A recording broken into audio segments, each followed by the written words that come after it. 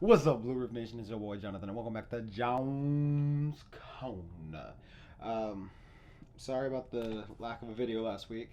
I actually filmed one, but it wasn't good. The content was good. It was the I had a lot of technical difficulties with it, and I'm actually trying a new setup now, so we'll see how this works out. But yeah, so there's a lot of technical difficulties with it, and I didn't really like how it was turning out, so I kind of scrapped the whole thing. But basically, what I talked about last week, just FYI, was the DC Universe app and how apparently there were some problems with it. Speculation that it's not doing so well, and that the Swamp Thing TV show, which I'm a huge Swamp Thing fan. I love the movies. I enjoyed the cartoon. I actually just started watching the TV show.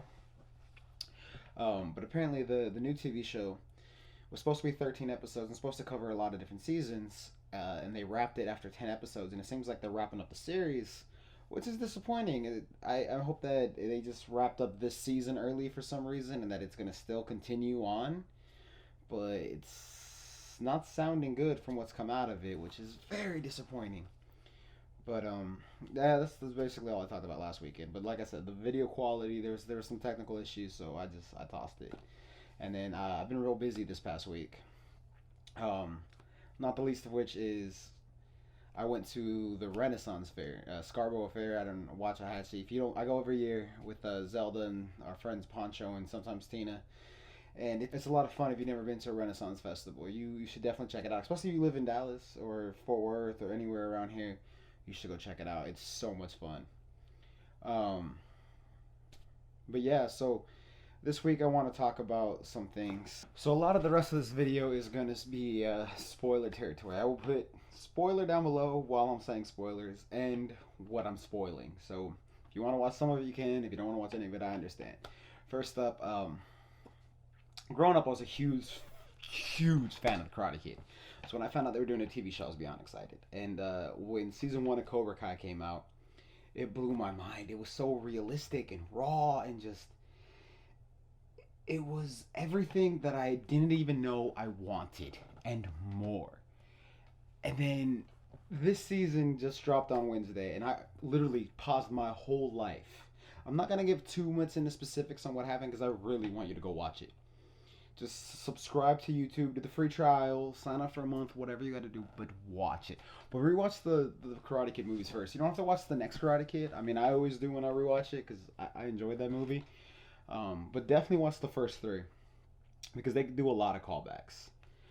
But it's just, I literally put my whole life on pause for like 5 hours and watched all 10 episodes. I deep dived into it, man. It is so good, and the characterization in in that show is just so well done. Like you'd be hard pressed to find a better show that has come out in the last couple years than Cobra Kai. It knows its characters and it treats them with respect and it builds on them, and it's taking something that came out in the 80s and just it's making it alive and fresh again. And the fact that they reference how much life has changed from the 80s till now, I can't ever get enough of. It is such a great show. And if you're not watching it, you are really missing out. I guess I don't really need to put a spoiler thing on there because I haven't talked about any of the plot devices. But last season was very. Alright, yeah, I guess this isn't a spoiler for Cobra Kai, it's just a sales pitch. Last season was very plot heavy, where it was very oriented around the contest, just like the first movie. This season is very much just like a life in the summer of the kids and what they're doing. And so the hardcore structure of the first season isn't there, but it's so much a character study. They just took these characters and deep dived into them and what makes them tick and who they are. And that is brilliant storytelling that we don't see enough of nowadays. Everything is so plot heavy and boom, boom, boom, boom. And this really took its time and it paced it out. And you just live with these characters and you understand them. And I love it. I love it so much. You have no idea how much I loved it. I couldn't stop thinking about it until Thursday night when I saw Endgame. And now there will be spoilers for this. Um, First of all, I loved it. It was For the past 2 months, I've been slowly working my way through all the old Marvel movies, and just to get ready for it, get everything fresh in my mind. And right off the bat, like so Endgame, right? We all remember that Infinity War ended with the snap. And if you don't want to spoilers, don't watch this part. Make it very clear. I will be talking about what happens in the movie. Um, so we all remember the snap. So the beginning of this movie, and Infinity War is a 2.5 hour movie that feels like it's 40 minutes. Like it's just boom, boom, boom, boom, boom, boom. So fast paced that movie. So this movie picks up right where that left off. It's picking up the pacing of that immediately, and you live with these characters. Like you, it picks up the pacing immediately, just like that. And Captain Marvel comes. So you need to watch Captain Marvel's post credit scene to really understand how she's there. But she essentially saves Tony Stark and Nebula and brings them back to Earth. They reunite. Tony and Steve have a nice little moment. Tony and Pepper have a nice little moment. And but Tony is sick. Like he's thin and clearly being in space for so long did not not suit him. He's unhealthy. He was basically on death's door. She saved him just in the nick of time. And so the rest of the Avengers are like, well, what do we do? And Tony's like, it's over. We've lost. And Cap's like, no, fuck that. We got to do something. And Captain Marvel's like, I'm going to go stop him. And Steve's like, well, this is our fight too. And so they find out where he's at. Nebula tells them where he's at. And they go there. And I mean, like I said, there's spoilers. In like the first 5-10 minutes of the movie, Thor beheads Thanos. Just, and it's like, what the fuck? Like, what's the rest of this movie? It's a 3 hour movie. 3 hours and 2 minutes. What is the rest of this movie? And they come, and Thor is just like, after he does it, he's just in shock because when they get there, they're trying to get the Infinity Stones to undo what Thanos did, and then they find out that Thanos used the Infinity Stones again to destroy the stones. They're gone. They don't exist anymore. And so they can't undo what he did. And we're just kind of stuck there in that moment and we're like, what's going on? What's happening? How do we rectify this? And then the movie jumps ahead in time 5 years. And it's like, oh shit, like they legitly lost. And then a rat of all things saves the day. It hits the control panel on the van and it brings Scott out of the quantum realm. Because if you watch Ant-Man vs. Wasp, the post-credit scene is he's in the quantum realm and everyone else dusts. And so he comes out of it and he's like, what the hell's going on? And he starts trying to figure out like what's happening, where did everybody go? Why is the world so fucked up? And he sees his daughter and she's alive and he's just like, oh my god, dad. It's a very sweet, touching moment. And he goes to the Avengers and he turns out that while he was in the quantum realm, only 5 hours passed while 5 years passed in the real world. And so he comes up with this theory of time travel. Like we could go in the quantum realm, go in at this point, and come back out back then, and we can fix this. And then we get the whole the Avengers time travel theory, which is kind of what they do in the Marvel comics. If you alter an event, it doesn't change your timeline. It creates a new timeline with that new event. And so every time they'd go in the past and change something, they're creating a new timeline. There's a new universe with that new set of events going on. And so they decide that they're going to go back in time and collect the stones from the past and use the stones not to undo not to like change the future, but to undo it, to bring everybody back. Because, like I said, in this universe, you can't change the past. The past is set in stone. And so they go to Tony to do it, and Tony has a daughter. Now, if you remember Infinity War, the beginning, he's talking to Pepper about how he wants a kid and all that. And she's like, no, you Iron Man. Iron Man can't have a kid. And in this one, they have a daughter. They got married. They had a daughter. And you see that he had been building Pepper her own suit, which, if you read the comics, when she becomes Rescue. Um, So we see that, and so Tony's like, I can't help you guys. Like, I have a life now, and it's over. I'm done with that. What is, and I want no part of it.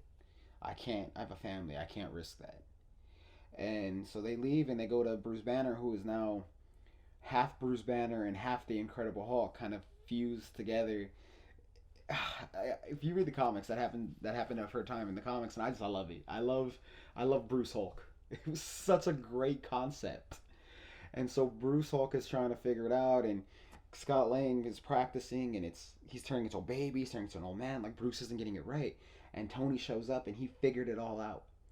And when he's figuring it out, he's telling after he figured it out, he's talking to Pepper, and she's like, he's like, I could just toss it all away, and they don't. I could throw it in the bottom of the river, and he's like, just go upstairs and go to bed. And she's like, you won't be able to rest. Knowing that you could do something to fix the world, you will never be able to find peace, to rest, as it were, until you do what you can to help others. And so he goes to the Avengers, and he gives them the idea. He gives them the solution, and they time travel. And that's a heartfelt moment. He gives Steve the shield that he took from him in Civil War. He gives it back to him, and it's just a heartfelt moment, you know. And so then the movie, it goes from Infinity War, right, the first part of it, and then it's kind of this like slow, we're doomed. What's the point of anything movie? Like all hope is lost, and it's real kind of depressing and just a downer, and it's real slow paced. And then it goes to this comedy time movie, like this time heist movie, like kind of like a Back to the Future esque type film, which is perfect because they reference Back to the Future in it and shit like that. But it just becomes a character study. Like you're learning these characters, you're playing with these characters, and it's just so many little Easter eggs and tidbits, and you're seeing the other side of scenes that you saw in previous movies, or what happened after certain scenes that you saw in other movies. And it's so fun. It's probably one of, and it's such a, I we love you to the fans. Like all the stuff they show you, and Captain America fighting Captain America, and past Loki showing up, and all this different stuff. It's just so beautiful. It's like it's just amazing. Like literally since I finished watching the movie, I'm gonna see it for the second time tomorrow. But ever since I watched it the first time, like I'll just randomly start crying while thinking about the movie. It was such a love letter to the fans. You have Thor interacting with his mother, and you have Bruce Banner interacting with the Ancient One, which is kind of a cool thing, and um, we have Captain America, Scarlet Witch, and we have Scarlet Witch with Hawkeye, Nebula, and was it who was with Nebula? War Machine. So they go in space. Then you have Cap, Iron Man, and Ant Man in during the Avengers movie, the original Avengers movie, and then you have Thor and Rocket on Asgard during Thor: The Dark World. So these are the different times that go on to get the stones, and it, Thor, after he killed Thanos, he fell apart. He became overweight and a drunkard, and it's you feel so bad for him. Like he just gave up all hope. Everything that made him who he was is just gone. He's a broken man. And my God, it's depressing. And his mom kind of like gives him hope, and builds him back up again, while Rocket does all the hard work of actually getting the stone. Um, then on in New York, they were trying to get the Loki staff, the Tesseract, and then the Time Stone. So Hulk gets the Time Stone, and it's really only because Doctor Strange gave the stone up that the Ancient One gives it to Tony, to gives it to the Hulk. under the condition that when they're done using the stones, they return them to where they were at in the time to protect those now alternate universes. Um, so he gets that stone, and they get the they get Loki's staff. Um, but the Tesseract, they mess up, and because all this shit starts happening, and the Tesseract falls, and Loki gets it and then disappears. Loki takes the Tesseract and vanishes, and so they lost one of the stones. So then they come up with a plan, a crazy plan, because they don't have enough of the pin particles to keep traveling to time. They only have one trip for everybody, so a trip there and a trip back. So they send Scott and the Hulk back to the future, while they go back further in time to the 70s, where you see the last Stanley cameo. Ah! But they go to the 70s because they need both the Tesseract and they need more pin particles. And Tony Stark thinks he knows a place where they can get both. So they go to an old Shield bunker where his dad is there and Hank Pym is there, and they were both working for Shield at the time. And so it's nice. You see this moment where Tony Stark interacts with his dad, and it's so touching and moving, and he gets the goodbye and the sense of he gets the relationship with his dad at that moment. Like he gets to see the side of his dad that like Steve Rogers always saw, and just to know him in a way that he never knew him as a son. And it also gives us the first TV character to make an appearance in a movie, because a bunch of movie characters have appeared in the shows, but a major character from one of the shows appearing in the movies, it's all connected. They brought Jarvis from the Agent Carter TV show into the movie, and it was just like, oh my god, like I straight up started crying when I saw him on the screen. And so they get the pin particles and they get the Tesseract and they go to the future. Now, War Machine and Nebula, they get the Power Stone, the one that Star Lord got in the first Guardians. So then Nebula and War Machine, they get the stone real quick, real fast. They're in and out. But War Machine disappears, and right before Nebula can get a chance to go back to the future with War Machine, her head starts hurting.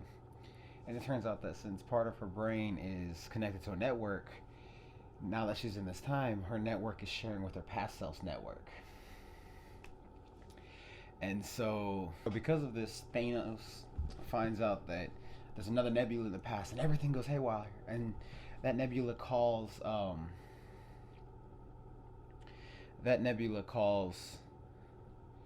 Black Widow and Hawkeye and tries to warn them, but they don't get the call.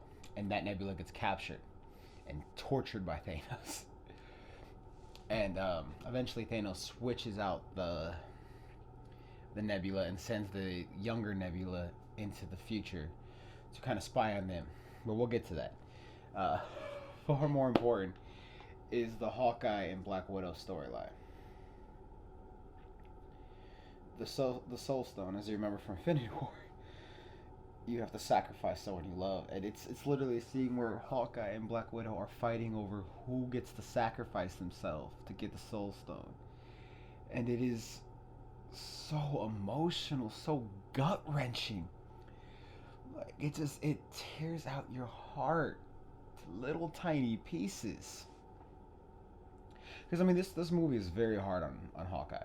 The beginning of the movie is his family dying while they're having some good time while he's still in house arrest. Why he got more time under house arrest than Scott, I don't know, but he did. And then he goes on a killing spree and kills every criminal who survived Thanos' snap.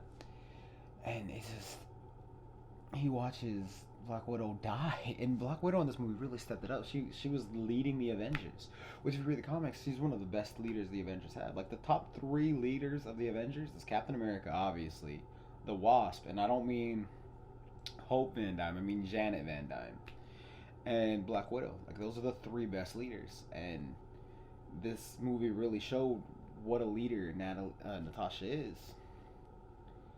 and to watch that. It's like really like no. It was heartbreaking, man. But Hawkeye gets the gem and goes to the future, and the Hulk snaps his fingers, and everyone comes back.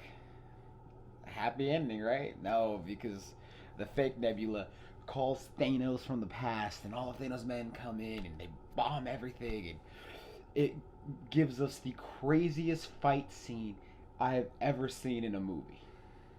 I say in a movie because we'll get to that, but it's intense, man. It starts off very much the original six.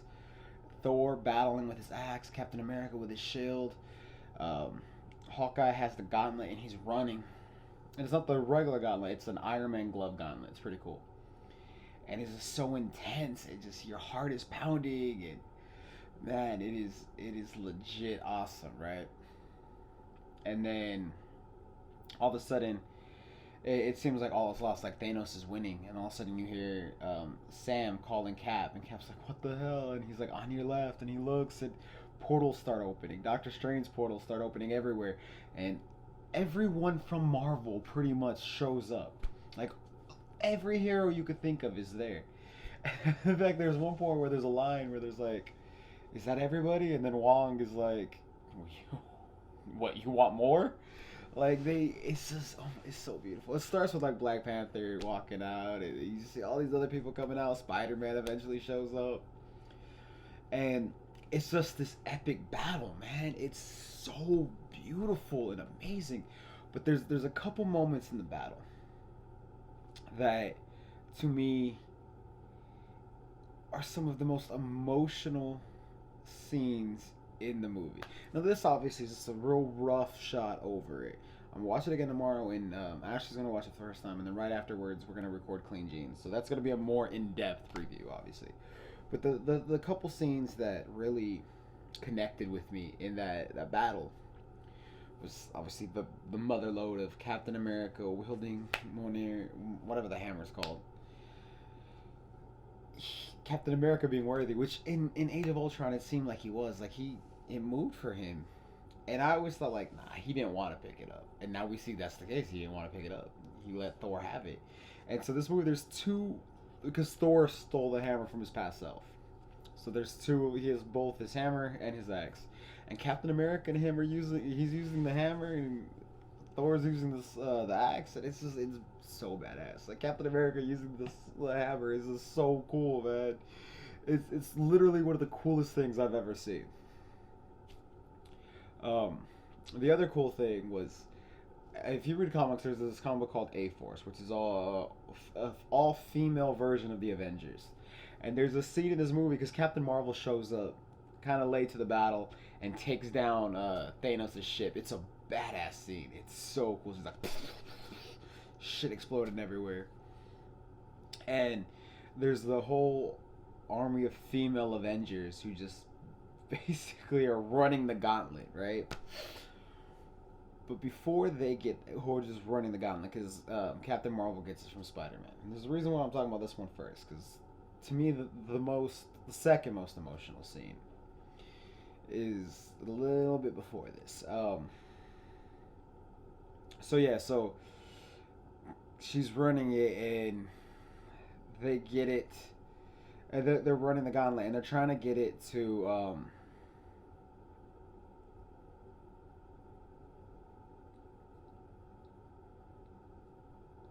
they're trying to get it to the van. That's right. They're trying to get it to the van so that they can send the stones back into the past. And Thanos and their men are trying to stop them. And it's just all the female Avengers, all the female heroes there are fighting, including Pepper Potts, who's there as rescue, which is so cool. Pepper Potts there in her armor and shit. And it's just all the female heroes fighting. And it's such a great, cool fucking scene, dude. It's like one of my favorite scenes in the whole movie. But before we get but then obviously it doesn't work out. They don't get it to the van, and Thanos gets the glove, and him and Captain Marvel have a pretty cool fight. But before that happens, so Captain Marvel gets the glove from Spider-Man. Spider-Man gets the glove from Black Panther. Black Panther gets the glove, of course, from Hawkeye, and that is one of my favorite scenes. Now, if you remember in Civil War, Hawkeye and Black Panther meet for the first time, and Hawkeye's like, "Hi, we haven't met, but I'm Clint," and then Black Panther's just like, "I don't care." Fight, and it's just such a dismissive, like, "You're nothing to me," that the Black Panther does the Hawkeye just, "I don't care." And so with this one, when Hawkeye has the gauntlet and he's kind of defeated and he can't really get up anymore, you see Black Panther come and Black Panther looks at him and goes, "Clint, give me the glove." And it's that scene. It's so subtle, but it just had such an impact. Of like he didn't like I don't care. You're nothing. You're meaningless. And now he's calling him by name and he's referencing like I noticed you.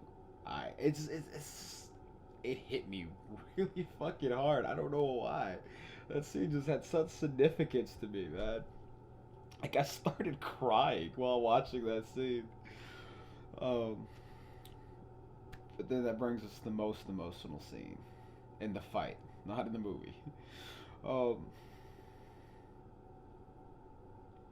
Iron Man is fighting Thanos, and Thanos has the glove, and he's about to snap, and Doctor Strange looks at him and just holds up one, and Iron Man goes and he tries to get the glove, and Thanos knocks him back, and then Thanos snaps his finger, and nothing happens.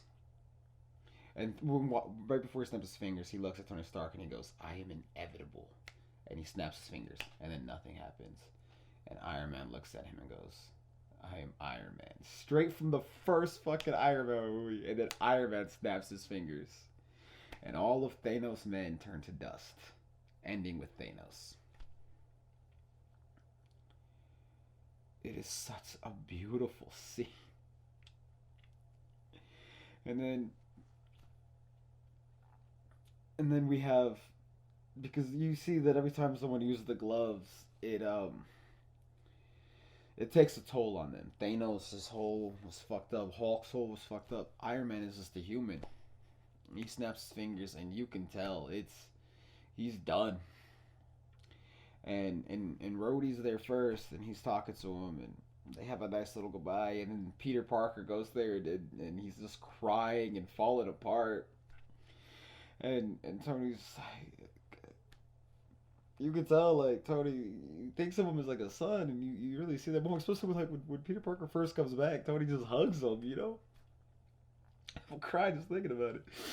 Um, it's and then Peter Parker is just losing it, like he's falling apart, and then you see a hand come and then kind of pull him back, and it's Pepper Potts, and she leans in and starts telling Tony like, you know, you did it. You can rest now. She first says we're gonna be okay. She's like, just know that we're all gonna be okay. Everything's gonna be fine, and you did what you have to do. You can rest now. He dies. They killed Iron Man.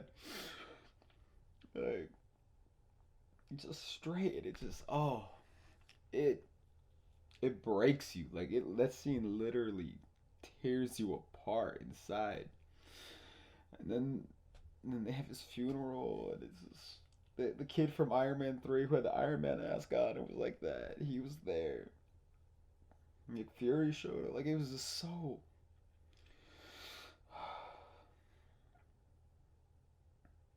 Oh my god, it tears you up. But the other significant thing that happened was they set up Guardians 3. Um, in the when two of the people that came in the so older Nebula shot younger Nebula, was like, oh shit. But then because older Nebula teamed up with Gamora to stop younger Nebula and to try to help out. And Gamora disappeared after the battle. No one knows what's wrong. Peter tried to kiss her. She hit him in the balls because he was like, "Oh my god, you're alive." He didn't know that it was the past Gamora, and she's like, "I dated this one, really?" And she's like, "Yeah, it was that," or and Nebula was like, "Yeah, it was him or a tree." So Guardians 3 is clearly going to be about finding young Nebula. What's by young Nebula? She's like 3, 4 years younger than she was in the Infinity War when she died. But it's back from the first Guardians, and Thor goes with it. Thor gives away um, leadership of the Asgardians to um, Valkyrie, and goes with the Guardians. And there's like this cute little scene where him and Peter are kind of debating over who's in charge and all that, and Thor's saying that it's Peter, but you really get the impression that everybody, including Thor, knows it's Thor. It's such a great scene. So it leaves you so excited for Guardians of the Galaxy 3. And so, but of course, the gemstones have to be the gemstones. The Infinity Stones have to be sent back to the past, and so Captain America goes alone, and then they can't bring him back. And they're like, "What's going on? How do we get him back? How do we get him back?" And then Bucky's like, "Over there," and there's an old man sitting by himself. And they walk. Bucky and Sam walk over there, and Bucky tells Sam, "You go ahead." And Sam goes over there and starts talking, and there's a wedding ring on Steve's hand, and he went back in time and he married Peggy. He married her. He lived the life he always wanted, the life he would have led if he didn't sacrifice himself in the first Captain America movie. And it was just so beautiful. And the crazy thing is, like, so before this, everyone was like, "Who's going to be the next Captain America? Is it going to be Bucky? Or is it going to be Falcon?" And I don't know if I said it on the show or I said it, but my thing was, I wanted it to be U.S. Agent. I wanted it to be John Walker, and then I wanted Falcon to take it over from him. Because in the comics, I always had an issue with Falcon becoming Captain America because Falcon was so, "I'm not your sidekick, I'm your partner," and this and that. But in the movies, he really much is Cap's sidekick. So it makes more sense for movie Falcon to be Captain America, you know? In the comics, when Bucky becomes Captain America, it's because Cap dies. When Bucky becomes Captain America, it's because Captain America is old and passes the torch to him. And they did that in this movie. He gives him the shield, and he's like, "You're Captain America now." Which just made me so much more excited for the Captain America and Falcon TV show that's coming out. I mean, the Captain America and Falcon, the Falcon and Winter Soldier TV show. Like, I'm so hyped for that. I don't know how the Vision and Scarlet Witch show is gonna happen, but I'm hyped. I'm hyped for all the show. Everything Marvel does, I'm hyped for. But the movie ends with Captain America and Peggy dancing. It's just so beautiful. Um, and then there's no post-credit scenes, but like the old Star Trek movies, they they do their signatures. Like all the main cast signatures comes across the screen, and they did that in this, the original six. This movie was so made for fans. It's just a "we love you" to all the people who have supported and dived into this world for so long, and it was so beautiful. I can't think of another movie that had such an emotional impact. I cry during TV shows and movies all the time. I never cry after it's done, and I've randomly cried thinking about this movie numerous times since it ended. It was just such a perfect cap to everything that came before it. The Russo brothers know how to make a movie. Um, so that brings us to tonight. I don't want to get too many spoilers for Game of Thrones, Battle of the Winterfell, but oh my god, it was fucking amazing. It was such an intense battle, and then the part that really just stabs at you is they don't even tell you who survived. There's so many people like, did they live? Did they die? Did they live? Did they die? But it just came out last night, so I don't want to talk too much about it. The plan was to talk heavily about it, but now I'm like, what if anyone doesn't get a chance? This is definitely something you need to see. But it was amazing. Game of Thrones just keeps getting better and better and better and better and better and better. This was a very emotional week. With no idea. And all I'll say about Game of Thrones was Theon Greyjoy. Wow. Newfound respect for that man. But check out Cobra Kai. Check out Endgame. Check out Game of Thrones, although you don't need me to tell you that. Um, yeah, so I'm Jonathan. Give us legends.